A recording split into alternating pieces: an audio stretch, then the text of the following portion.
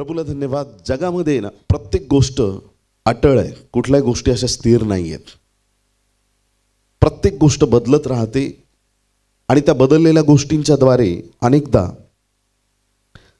अस्थिरता जगामध्ये आपल्याला दिसते.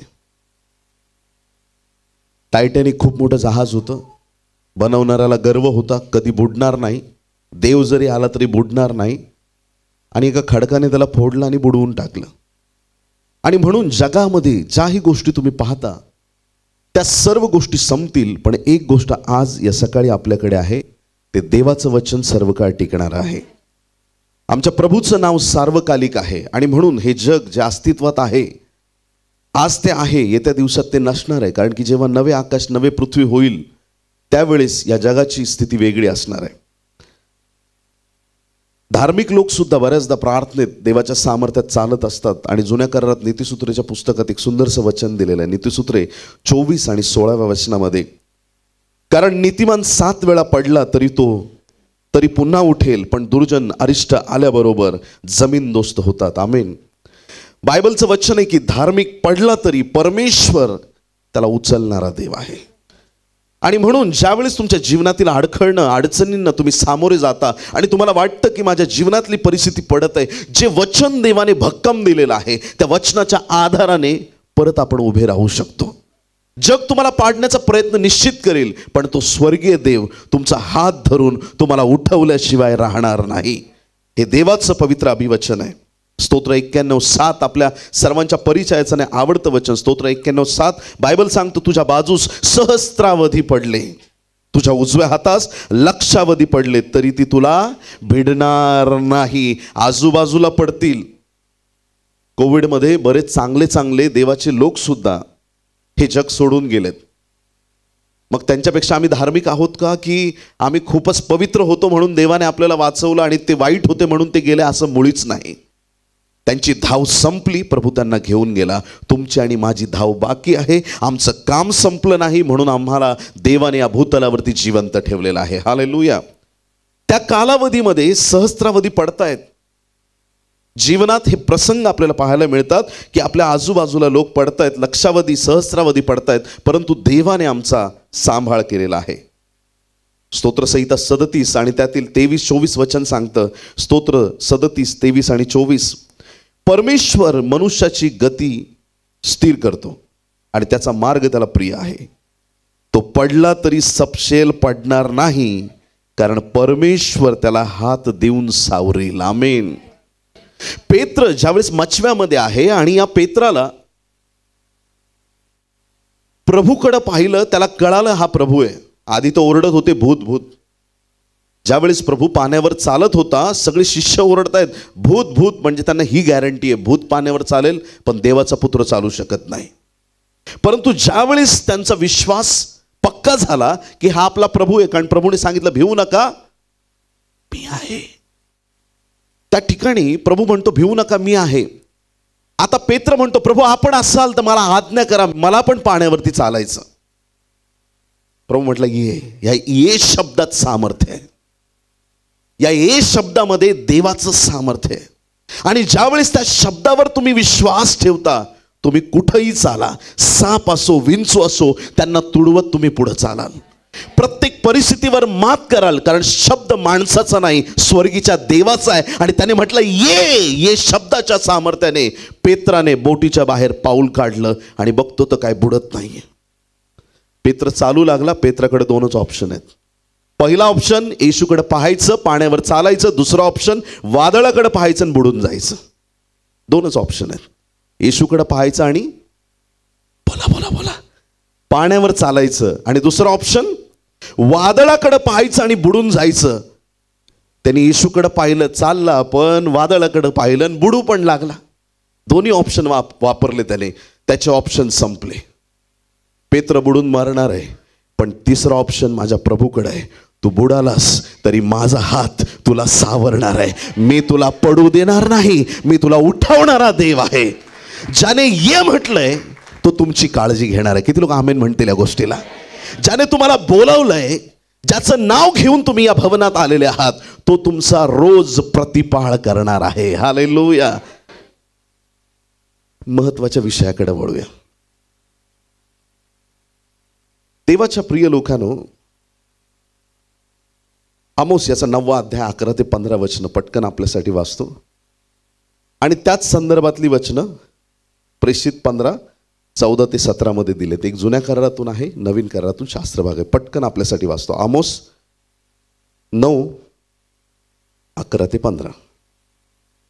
दाविदाचा पडलेला डेरा त्या दिवशी मी उभारीन व त्याची भगदाडे बुजवीन. त्याचे जे कोसळले आहे ते मी उभारीन व तो पूर्वकाली होता तसा तो बनवीन.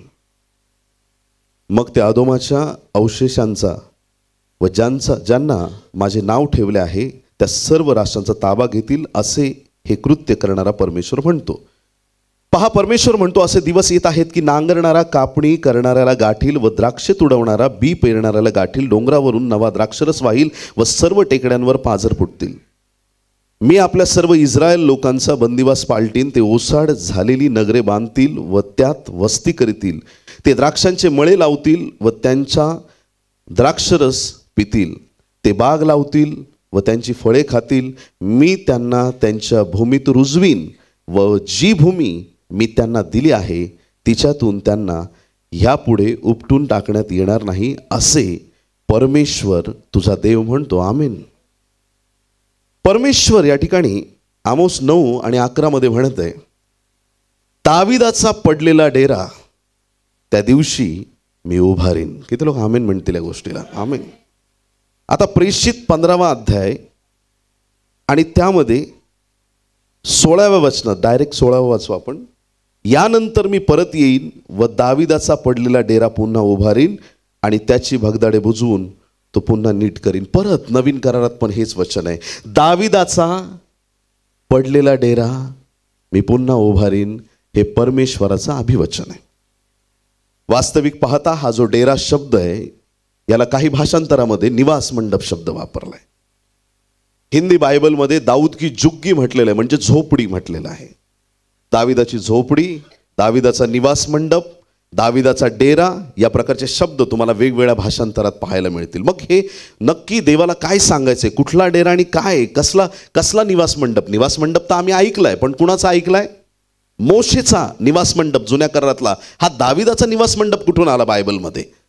काय आहे त्याचं वैशिष्ट्य? थोडक्यात आपण पाहणार आहेत. वास्तविक पाहता झोपडी, डेरा, निवास मंडप, जुग्गी, हट, टॅबरनॅकल ह्या सगळ्या गोष्टींसाठी विविध शब्द बायबलमध्ये वापरलेत आणि ते 3 शब्द लक्षात ठेवूया. पहिला शब्द आहे ओहेल. 2 शमूएल 6:17 मध्ये याचा उल्लेख आलेला आहे मूळ भाषांतरात. ओहेल या शब्दाचा अर्थ आहे की देवाची किंवा माणसाची राहण्याची जागा. ओहेल एक शब्द आहे ज्याचा अर्थ आहे की मनुष्याची किंवा देवाची राहण्याची जागा, आणि त्याचा अर्थ हाही होतो की बाहेरचं आच्छादन, आउटर कव्हरिंगला ओहेल शब्द वापर. पहिला शब्द आपण शिकलो ओहेल, बाहेरचं आच्छादन, आणि ह्या शब्दामध्ये आणखीन अर्थ दडलाय की माणूस किंवा परमेश्वर याचं राहण्याचं ठिकाण ओहेल. दुसरा एक शब्द बायबलमध्ये वापरलेला आहे, त्याला म्हणतात मिशकान. आता हे यहुदी लोक आजही या प्रकारचे शब्द वापरतात आणि मिशकान या शब्दाचा अर्थ मोशेच्या निवास मंडपाला जो निवास मंडप शब्द आहे तिथं मिशकान शब्द वापरलेला आहे. हा आतील भाग निवास मंडपाचा या प्रकारचा सुद्धा इथं त्याचा अर्थ होतो. पहिला शब्द ओहेल, दुसरा मिशकान. सगळ्यांनी म्हणा मिशकान. पहिला शब्द, दुसरा, क्या बात आहे, व्हेरी गुड. तिसरा शब्द या ठिकाणी सुक्काह हा शब्द वापरलेला आहे बायबलमध्ये. सुक्काह. सुक्काह या शब्दाचा अर्थ आहे तात्पुरती राहण्याची जागा. सगळे म्हणा तात्पुरती राहण्याची जागा. पहिला शब्द ओहेल, मिशकान, सुक्काह. आता हा सुक्काह, तर ज्यावेळेस आपण टॅबरनॅकलचा सण बघतो तर त्यामध्ये आजही हा शब्द फीस्ट ऑफ सुक्कोत आपल्याला ऐकायला मिळतं.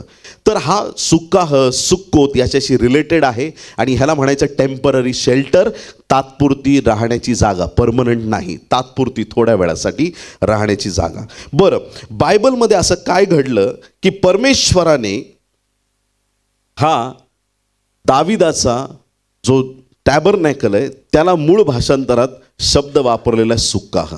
ऐकलं सगळ्यांनी? त्या ठिकाणी ओहेल नाही, मिशकान नाही, पण दाविदाचा सुक्काह, त्याचा सुक्कोथ मी परत बांधणार आहे हे देवाने सांगितलं. दाविदाने झोपडी कधी बांधली होती ऐका.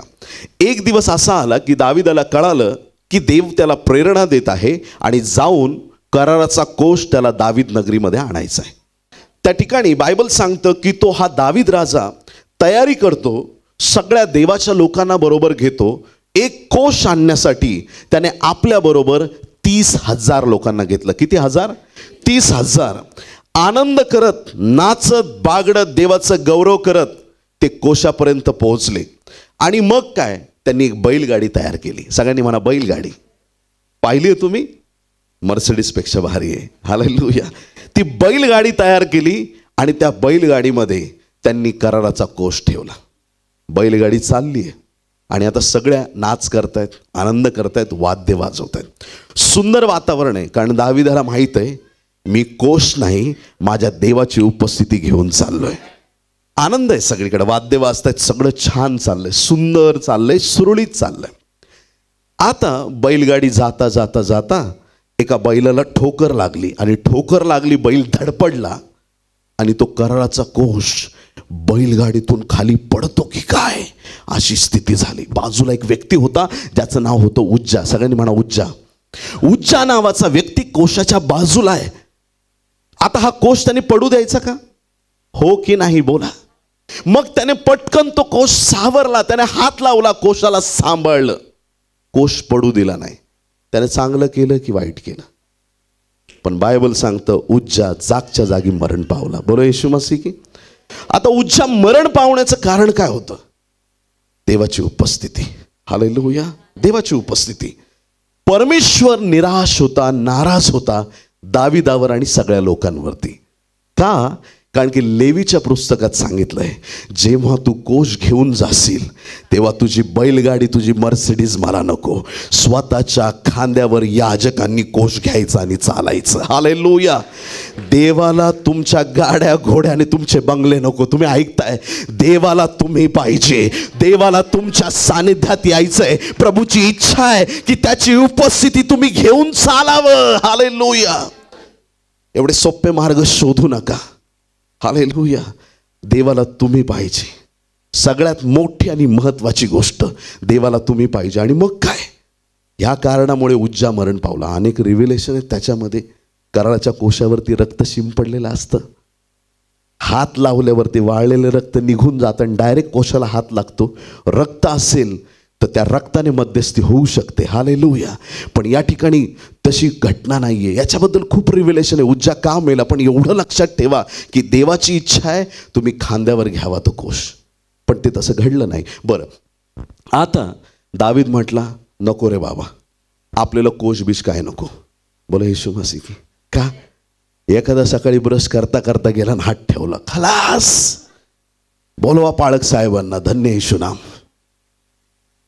संपला विषय. लेकरं खेळतायत, हात लागला, कोण घेईल ती जबाबदारी? हात लावलं तर माणूस मरतोय. दावीद म्हणला नको मला, राहू दे कोश. कुठं ठेवता? जवळच एकाचं घर होतं ओबेद-एदोम गित्तीचं, दिला ठेवून कोश तिथं. राजा गेला निघून, आला होता डान्स करत माने खाली. दावीदपुरातले लोक बघत असतील काय झालं, कारण दावीदाला हार मानण्याची कधी सवयच नव्हती. 66 लढाया लढला पण त्याच्या जीवनात कधी हार नव्हती. बोलो येशू मसीह की. यहोवाचं नाव घेऊन तो चालत होता. देवाने त्याला कधी हारू दिलं नाही. पण आज तोच दावीद राजा निराश होऊन आलाय की माझ्या देवाची उपस्थिती मला आणता आली नाही. 1-2 दिवस नाही, तब्बल 3 महिने गेले. 3 महिन्यात कुणीतरी दावीदाला येऊन सांगितलं, ओबेद-एदोम आहे ना ज्याच्या घरी कोष ठेवला, बोल बोल काय झालं? देवाने त्याला बरकत दिली आहे. हालेलुया. बोलो येशू मसीह की. माझा देव आला की कंगाल पण धनवान व्हायला सुरुवात होते. माझ्या देवाची उपस्थिती आली की गरिबीचे शाप मिटतात. माझा प्रभू आला की तुमची बरकत आलीच म्हणून समजा. साधारण माणूस ओबेद-एदोम गित्ती 3 महिन्यात अशी बरकत मिळाली का त्या बरकतीचा रिपोर्ट राजापर्यंत गेला. एखाद्याला 2, 4, 5, 10 लाख रुपये मिळाले तर मोदी साहेबांपर्यंत बातमी जाणार नाही. करोडांना अब्जो येतील त्यावेळेस त्यांना कळेल की अरे हा काहीतरी वेगळं झालंय. बोलो येशू मसीह की. त्या कराराच्या कोशावर असा अभिषेक होता, असं सामर्थ्य होतं. ओबेदादोमची उन्नती झाली. दाविदाने प्लॅन बी वापरला. हालेलुया. आता आपण जायचं, पण आता बैलगाडी नाही, आता खांद्यावर घेऊन यायचा. हालेलुया. आणि मग त्या दिवशी तो कोश आणताना दावीद असा नाचला, असा नाचला. राजवस्त्रांचं घेणं देणं नव्हतं. ज्यावेळेस तुम्ही आराधना करता विसरून जा तुम्ही राजे आहात. तुमची डिग्री, तुमचं शिक्षण, तुमची विद्वत्ता, तुमचं ज्ञान, तुमचा हुद्दा, हे सगळं बाजूला सारून एका पूर्ण अंतःकरणाने तो बाप आहे, मी त्याचं लेकरू आहे, मी नाचणार, मी आनंद करणार, मी अंतःकरणापासून त्याची आराधना करणार, असं देवाचं गौरव करण्याची गरज आहे. दावीद असा नाचला. खिडकीतून बायको खाली बघते, मी काही निर्लज्ज माणूस आहे. माझा बाप पण राजा होता, पण असा कधीच नाही नाचला. तिला दावीद तुच्छ वाटला, तुच्छ वाटला. दावीद भेटीला गेला तिच्या, जे नाही ते बोलून ती मोकळी झाली. दावीद म्हणतो, मी याहूनही तुच्छ बनेन, मी याहूनही तुच्छ बनेन, पण मी माझ्या देवाचं गौरव करत राहील. हालेलुया. लोकांनी तुम्हाला तुच्छ लेखलं तरी तुम्ही देवाच्या नजरेत उच्च होत आहात. तुमचा आध्यात्मिक दर्जा वाढतो, हे महत्त्वाचं. बरं, आता ही सगळी घटना सांगण्यामागचं कारण काय? आता कोश आणला, ठेवायचं कुठं? एक लहानशी झोपडी दाविदाने तयार केली. हा दाविदाचा डेरा आहे. किती लोक आमीन म्हणतील? त्या लहानशा झोपडीला, त्या पवित्र सियोन पर्वतावरती, जिथं पुढे जाऊन त्याच भागामध्ये शलमोनाने पहिलं मंदिर बांधलं, तिथंच त्याच्या जवळच एक लहानशी झोपडी तयार करण्यात आली. त्या झोपडीमध्ये कराराचा कोश 40 वर्ष राहिला. किती लोक आमेन म्हणतील? किती वर्ष? 40 वर्ष त्या झोपडीमध्ये कराराचा कोश राहिला. 40 वर्षानंतर तिथून तो काढला. का? कारण की शलमोनाने मंदिर तयार केलं होतं. मग जर तिथून कोश काढला, मंदिरात नेला, झोपडीकडे कोण येणार आहे? हालेलुया. एक दिवशी मला प्रभूने विचारलं, माझ्या मिनिस्ट्रीचंच नाव आहे वेलकम टू हेवन मिनिस्ट्रीज. प्रभूने मला विचारलं, तुला का स्वर्गाला जायचंय? आणि मी खूप कळकळून प्रार्थना करतोय. होली स्पिरिटने मला रिव्हील केलं, स्वर्गात सोन्याचे रस्ते आहेत म्हणून मला स्वर्ग नको आहे. अंगभर डोळे असलेले 4 प्राणी स्वर्गात आहेत म्हणून मला स्वर्ग नकोय. लाखो करोडो दिव्यदूत आहेत, तिथं सगळ्या गोष्टी मुबलक आहेत म्हणून मला स्वर्ग नकोय. माझा देव तिथं राहतो म्हणून मला स्वर्ग पाहिजे. मग इथं देव असेल तर हे जीवन पण स्वर्गासारखं आशीर्वादित होणार आहे. हालेलुया. जशी तुझी इच्छा तिथं पूर्ण होते, जसे स्वर्गात तसे पृथ्वीवर. हालेलुया. तो अभिषेक, ती कृपा, तो आनंद, ती शांती आमच्या दैनंदिन जीवनात असावी.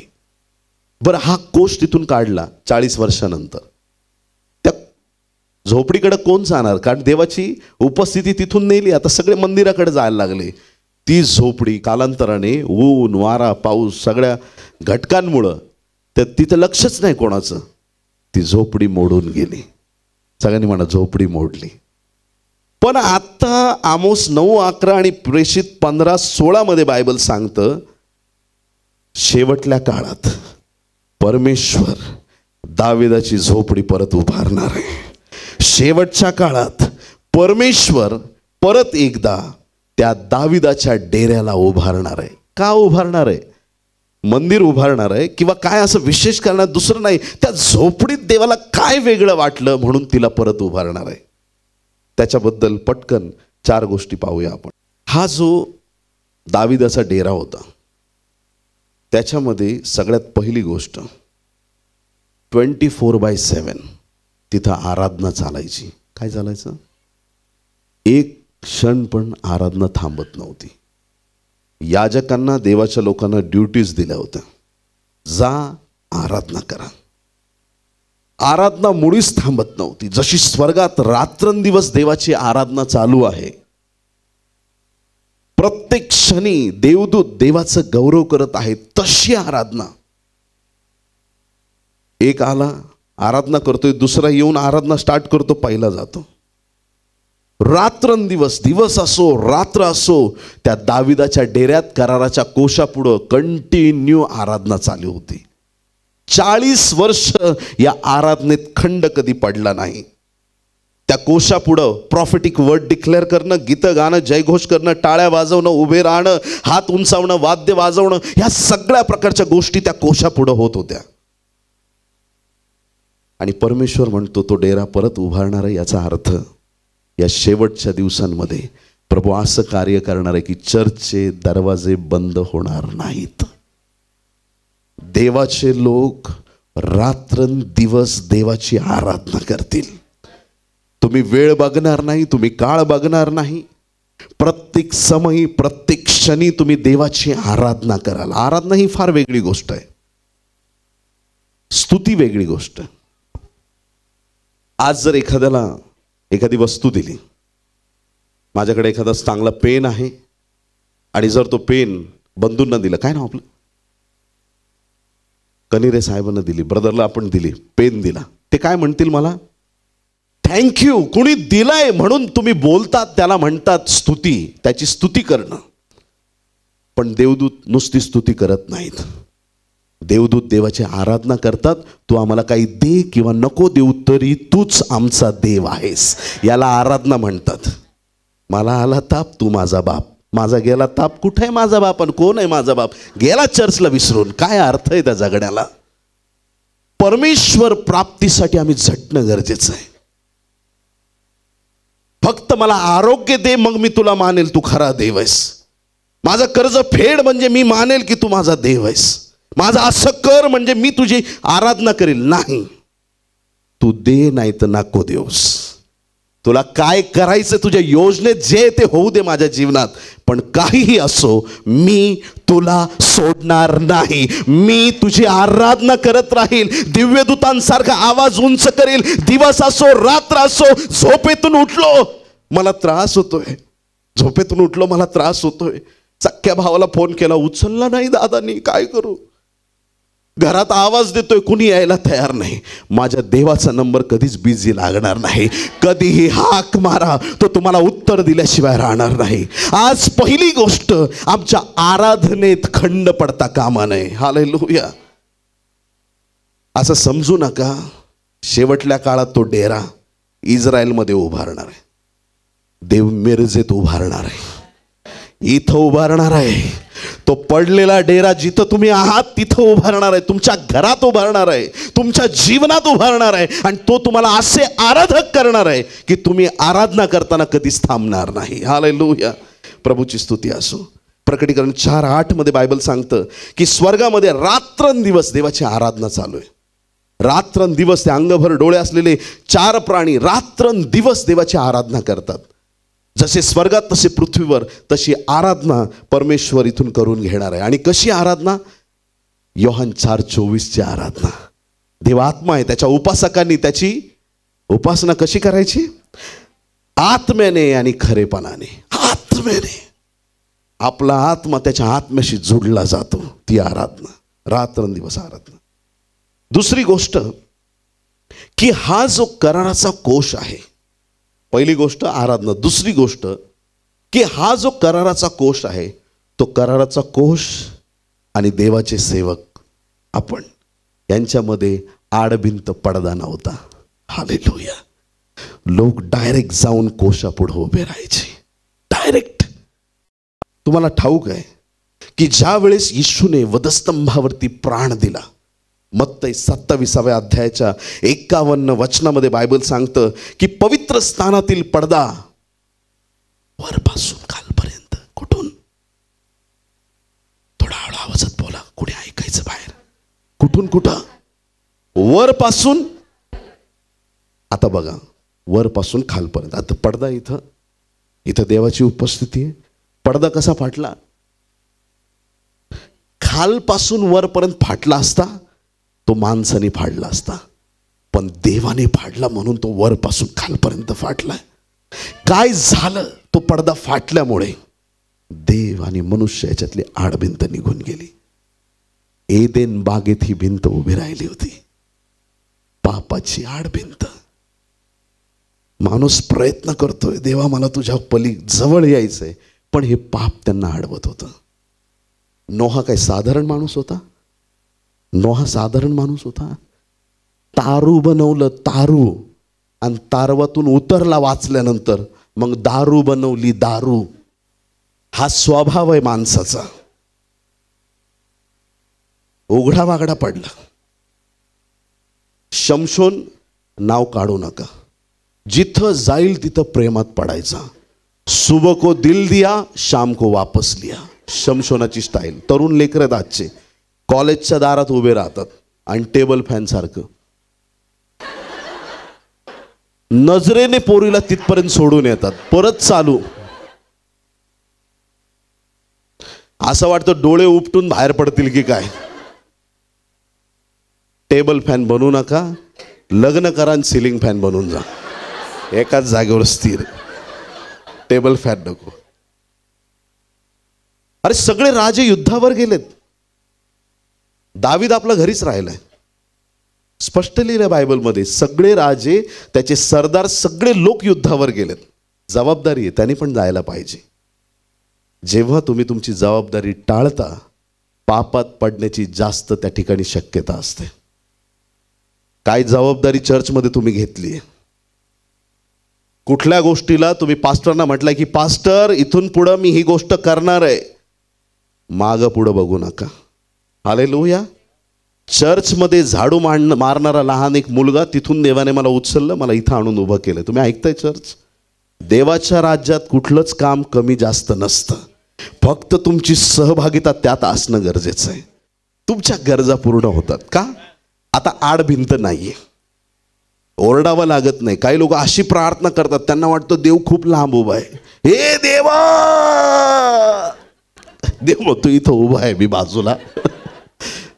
प्रार्थनेत आपला आवाज वाढतो ती वेगळी गोष्ट आहे, पण असं समजून वाढू नका की देव खूप लांब आहे. तिथपर्यंत आवाज गेला पाहिजे.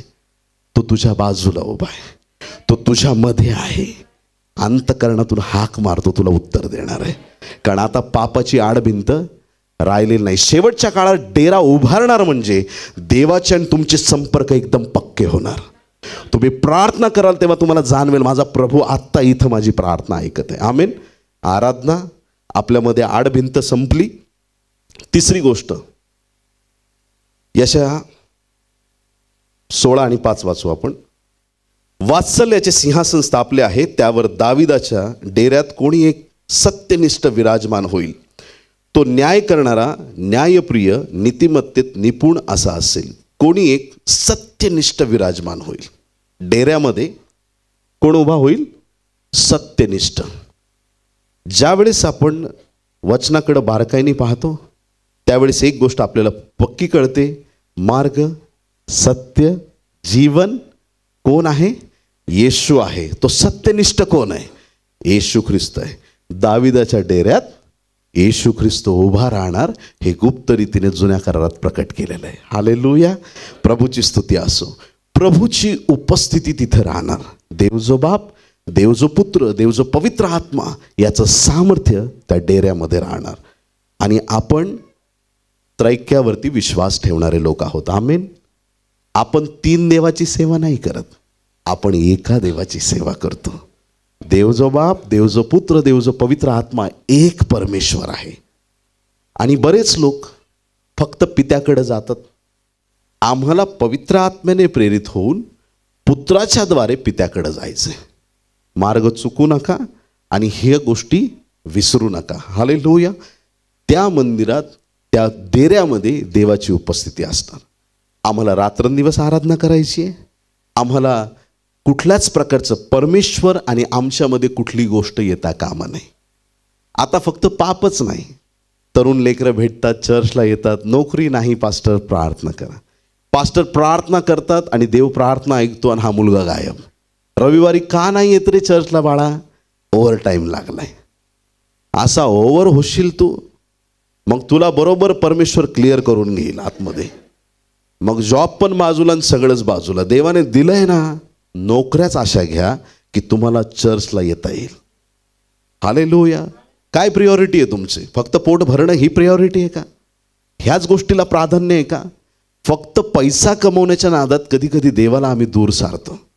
आज आमचं समर्पण एवढं खरं पाहिजे की आम्ही देवाच्या सानिध्यात आमचा बहुमूल्यवान जो वेळ आहे तो देणं गरजेचं आहे. हालेलुया. मग देवाला मागतानाच असं मागा, नोकरी तर दे देवा, पण मला तुझं काम पण करता येईल. हालेलुया. तर या दाविदाच्या डेऱ्यामध्ये साक्षात येशू ख्रिस्त उभा आहे. हा डेरा मंडळीत उभारला जात आहे आणि या मंडळीचं मस्तक येशू ख्रिस्त आहे. हालेलुया. जे लोक प्रार्थनेत येशूचं नाव घेत नाहीत, जी मंडळी प्रार्थनेत येशूचं नाव घेत नाही, फार मोठं स्टेटमेंट करतोय मी, ज्या मंडळीत येशू ख्रिस्ताला स्थान नाही त्या मंडळीचा शिरच्छेद झालेला आहे. हालेलुया. ती मेलेली मंडळी, कारण त्यांचा येशू बरोबर संपर्क नाही. पण धन्य आहेत ते लोक जे प्रार्थना येशू ख्रिस्ताच्या नावाने सादर करतात. जर ते ख्रिस्ताशी कनेक्ट आहेत तर ते जिवंत आहेत, त्यांची वाढ होईल. मृत गोष्टींची वाढ होत नाही. जे जिवंत आहेत परमेश्वर त्यांची वाढ करतो. या मंडळीत प्रभू येशू ख्रिस्त स्वतः उभा आहे. आता हे 3 अर्थ आपण पाहिले. चौथी शेवटची महत्त्वाची गोष्ट, या दाविदाच्या डेऱ्याबद्दल देव बोलत असताना आणखीन एक गोष्ट त्याच्या जीवनाबद्दल आपण पाहिली की दावीद पापात पडला होता. जो मोठे मोठे युद्ध जिंकला, गल्ल्याथाला खाली कोसळवणारा, तो पण खाली पापात कोसळला. देवाच्या प्रिय लोकांनो, पण त्याचा जो पापाचा घडा जो आहे, ज्यावेळेस तो भरला किंवा त्याने जी चूक केली होती, 2 शमूएल 11 मध्ये लिहिलेली आहे, परंतु ही त्याची चूक, हा त्याचा व्याभिचार, हे त्याचं पाप त्याच्या स्वतःच्या लक्षात आणण्यासाठी त्याच्या जवळच्याच एका मित्राचा परमेश्वराने उपयोग केला. आणि ज्यावेळेस दाविदाला त्याची चूक, त्याचं पाप त्याला कळालं, स्तोत्र 51 मध्ये त्याने असा पश्चाताप केला, असा रडला की सगळा त्याचा बिछाना अश्रूंनी त्याने भिजवून टाकला. असा रडला. त्याचं पाप पण खरं होतं आणि त्याचा पश्चाताप पण खरा होता. या पश्चातापामुळे, त्याने पश्चाताप केला नसता तर परमेश्वराचा जबर हात त्याच्यावर पडला असता. पण त्याच्या पश्चातापामुळे परत एकदा त्याचा हा शरीररूपी आत्मिक डेरा परमेश्वराने परत उभारला. हालेलुया. ज्या क्षणी आम्हाला वाटतंय की आमचं जीवन कोसळल्यासारखं झालंय, ज्या क्षणी आम्हाला वाटतं की आम्ही देवापासून दूर गेलोय आणि आमच्या जीवनामध्ये आता देवाची उपस्थिती नाही, ती उपस्थिती शोधण्यासाठी काही किलोमीटरचा प्रवास करून कुठं भटकत बसू नका. ऐकताय तुम्ही चर्च? ऐकताय की नाही ऐकत आहेत? कुठं तुम्हाला जाण्याची गरज नाही. तुम्ही जिथं आहात तिथं गुडघ्यावर या, रडून पश्चाताप करा. प्रभू मी चुकलोय, मज पाप्यावर दया कर. आत्मिक डेरा दाविदाचा पडलाय, पण पश्चातापाने तो उभा राहिला. आज तुमचा पश्चाताप परत एकदा तुम्हाला उभं करणार आहे देवाच्या सानिध्यात आणि देवाच्या सामर्थ्यात. देवाच्या प्रिय लोकांनो, आज या सर्व वचनांच्या द्वारे एक गोष्ट आम्हाला पक्की कळालेली आहे. परमेश्वराने अभिवचन दिलंय, शेवटल्या काळात मी दाविदाचा पडलेला डेरा उभारीन. आज आमच्या जीवनाकडे आम्ही पाहूया. कुठं भगदडं पडलीत का? कुठून सैतान प्रवेश करण्याचा प्रयत्न करतोय का? काही गोष्टी आपल्या जीवनात देवाला न आवडणार आहेत का? स्वतःला तपासा. शाळेतल्या लेकरांना 35 मार्क मिळाले, पास झाले. इंजिनिअरिंगची लेकरं 40 मार्क मिळाले, पास झाले. मेडिकल सायन्सला 50 मार्कांना पासिंग आहे. पण देवाच्या राज्यात 100 पैकी 100लाच पास आहे, 99ला नापास. ऐकताय तुम्ही? खूप सत्कर्म करताय, खूप चांगल्या गोष्टी करताय, पण एक पाप लहानचं जीवनात आहे. त्या एक पाप पुरेसा आहे नरकात घेऊन जाण्यासाठी. आज आम्ही देवाच्या पुत्राच्या येशूच्या रक्ताने स्वतःला शुद्ध करून घेऊया. प्रभूकडे प्रार्थना करूया. आज आमचे फॅमिली रिलेशनशिप तुटलेत का? पती पत्नी बोलत नाही का? भाऊ भाऊ बोलत नाहीत का? घरामध्ये आमचं जे प्रेम आपुलकी होती ती कुठं तुटली आहे का? आजची सभा झाल्यानंतर ज्यांच्याशी तुम्ही बोलत नव्हता, तुमची चूक नसली तरी त्यांना फोन करा आणि त्यांच्याबरोबर रिस्टोरेशन करून घ्या. कारण प्रभू सांगत आहे, मी पडलेला डेरा उभारणार आहे. तुटलेली नाती परमेश्वर परत जोडणार आहे. गेलेल्या तुमच्या अपॉर्च्युनिटी तुमच्याकडे रिस्टोर होऊन येत आहे. तुमची संपत्ती गेली असली ती परत एकदा तुमच्याकडे येणार आहे. तुमचे गेलेले आशीर्वाद तुमच्याकडे येतील. कारण देवाचं अभिवचन आहे, मी दाविदाचा पडलेला डेरा परत उभारणार आहे. आमेन.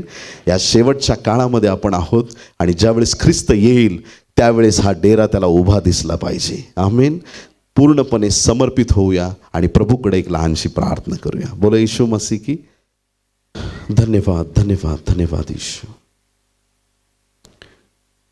पवित्र पवित्र पवित्र परमपवित्र थोर सनातन आमच्या जिवंत देवा, येशू ख्रिस्ताच्या पवित्र नावात आम्ही तुझ्या चरणाशी येतो. तुझं अभिवचन आज आम्ही स्वीकारतो. दाविदाचा पडलेला डेरा शेवटल्या काळात उभारला जाणार या वचनावर आम्ही विश्वास ठेवतो आणि हीच प्रार्थना करतो. आमच्या मिरजेत तो डेरा उभारला जाऊ दे, आमच्या महाराष्ट्रात तो डेरा उभारला जाऊ दे, आमच्या भारत देशात तुझं संजीवनी येऊ दे देवा. जम्मू पासून कन्याकुमारी पर्यंत तुझ्या आशीर्वादाची नदी वाहू दे प्रभू. घराघरात तुझं नाव पोहोचू दे. सत्य तुम्हास कळेल आणि सत्य तुम्हास बंधमुक्त करील प्रभू. या तुझ्या अभिवचनाप्रमाणे आमच्या देशाला, आमच्या लोकांना बंधनातून मुक्त कर. खरे आराधक तयार कर माझ्या देवा. सत्यतेत चालणारे लोक तयार कर आणि कुठल्याही क्षणी प्रभू तुला हाक मारतील लोक, त्यावेळेस मध्ये कुठल्याही प्रकारची आडभिंत राहू देऊ नको. दाविदाचा डेरा आमच्या जीवनात उभार, आमच्या घरात उभार. आम्ही जातो तिथं तो डेरा उभारला जाऊ दे. धन्यवाद प्रभू. आज कुठल्या दुःखात संकटात तुझी लेकरं असतील त्यांना तुझा स्पर्श कर, तुझ्या आशीर्वादाने भर. आजारांनी जे कोसळले असतील त्यांचे आजार आज या सकाळी येशूच्या नावात बरे केले जाऊ देत. समस्यांनी त्रस्त होऊन जे पडत आहेत प्रभू त्यांचा हात धर आणि त्यांना उभं कर. अडचणी, संकट, दुःख, यातना, व्याधी, कुठल्याही प्रकारे प्रभू, कर्ज असो, काही असो, ज्या गोष्टींमुळं लोक पडत आहेत प्रभू, त्यांना तुझा पवित्र हात हवाय. त्यांना हात दे आणि परत उभं कर आणि ते विश्वासाने म्हणू शकतील की देवाने म्हटलं तो डेरा उभारणार आणि त्याने डेरा माझ्या जीवनात उभारला आहे. प्रभू तुला धन्यवाद. आमची प्रार्थना ऐकली. पुन्हा एक वार प्रभू परमेश्वरा ही मंडळी तुझ्या पवित्र हाती घे. न्यू लाईफ फेलोशिप चर्च आम्ही तुझ्या रक्ताआड सुपूर्त करतो. तुझे सेवक पास्टर भास्करराव यांना तुझ्या रक्ताआड घे. या मिनिस्ट्रीचे, या सेवेचे सगळे पदाधिकारी, सगळे लीडर्स, वर्शिपर्स, सगळ्या टीम्स, सगळे सदस्य, सगळ्यांना तुझ्या हाती घे.